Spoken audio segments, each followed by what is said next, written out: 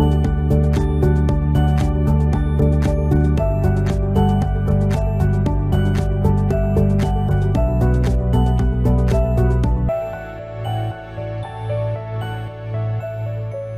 teman-teman, di bagian ini kita akan membahas mengenai pemrosesan pada komputer. Komputer yang kita gunakan sehari-hari semuanya menerima input dan menghasilkan output. Tetapi bagaimana komputer dapat mengubah input yang diterima menjadi output yang diinginkan oleh user? Ada yang namanya processing atau pemrosesan. Gambar berikut mengilustrasikan proses yang terjadi di dalam komputer. Ada input, kemudian input ini akan diproses oleh CPU, kemudian menghasilkan output. CPU atau Central Processing Unit menjalankan instruksi dari software untuk mengubah input menjadi output. Ada 3 tugas utama dari CPU. Pertama, menggunakan Arithmetic Logical Unit atau ALU untuk menjalankan operasi matematis. Contohnya, penambahan, pengurangan, perkalian, dan pembagian. Operasi matematis di sini dapat menghitung hingga skala angka yang sangat besar. Kedua, memindahkan data antar memori. Jadi dalam CPU kita biasanya melakukan pemindahan data, ada namanya primary storage yang ada di CPU dengan secondary storage atau yang ada di hard disk. Kemudian yang ketiga, mengambil keputusan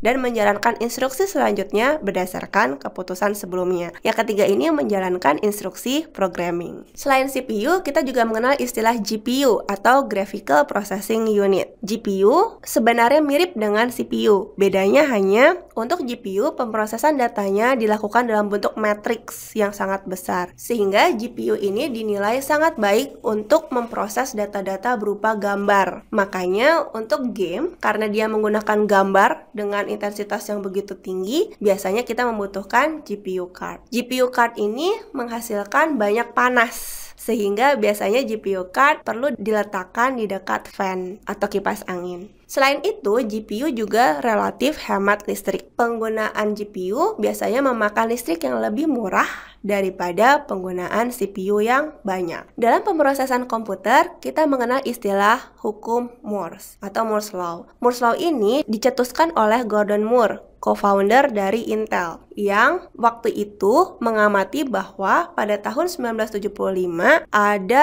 peningkatan 2 kali lipat jumlah transistor pada chip prosesor dalam waktu 2 tahun sekali. Jadi awalnya 1965, kemudian diamati terus sampai 1975. Nah, di 1975 ini dicetuskan, oke, ternyata jumlah transistor sepertinya akan double setiap 2 tahun sekali. Namun siklus tersebut terus melambat hingga kini perusahaan seperti Intel tidak lagi dapat mempertahankan Moore's Law. Jadi hasil prediksinya berdasarkan Moore's Law itu terlalu tinggi jika dibandingkan dengan kondisi jumlah transistor yang ada sekarang. Nah, transistor itu gunanya buat apa sih? Transistor itu pada intinya ketika sebuah chip memiliki lebih banyak transistor, maka dia akan bekerja semakin cepat. Kecepatan CPU yang bisa diukur dari banyaknya transistor tadi sangat berpengaruh terhadap kecepatan kerja komputer. Bila komputer bekerja dengan lambat, maka manusia tidak dapat bekerja secara optimal. Jadi di sini teman-teman jelas kaitan antara pentingnya nih punya jumlah transistor yang banyak atau versi Pentium atau versi Intel yang lebih baik dengan kenyamanan interaksi manusia dengan komputer. Terdapat 2 macam kesalahan yang dapat terjadi akibat lambatnya kerja komputer. Pertama, kesalahan pada program. Jadi karena kita memang lebih lambat dalam memproses,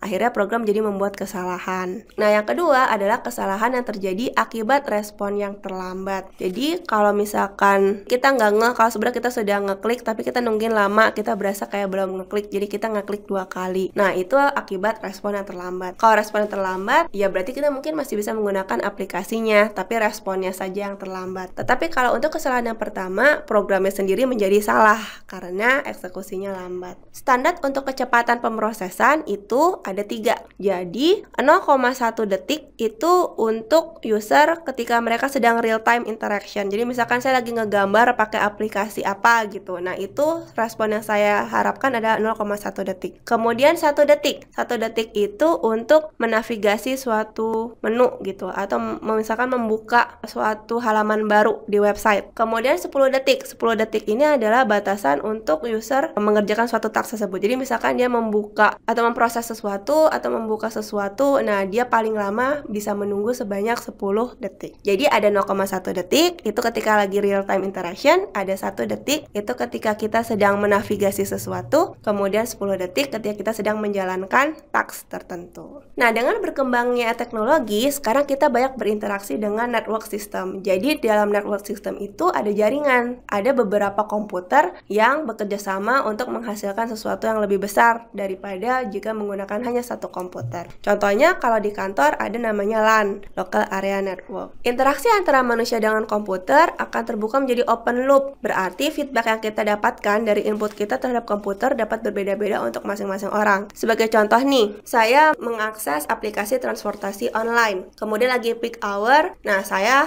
time out, jadi dibilang server is busy, tolong tunggu dulu. Tapi orang lain bisa aja gitu, dia masuk dan dia bisa terproses requestnya dengan lancar. Nah, itu namanya adalah kondisi open loop, di mana kita mengakses suatu jaringan yang sama, setiap user bisa mendapatkan respon yang berbeda. Terima kasih dan sampai jumpa.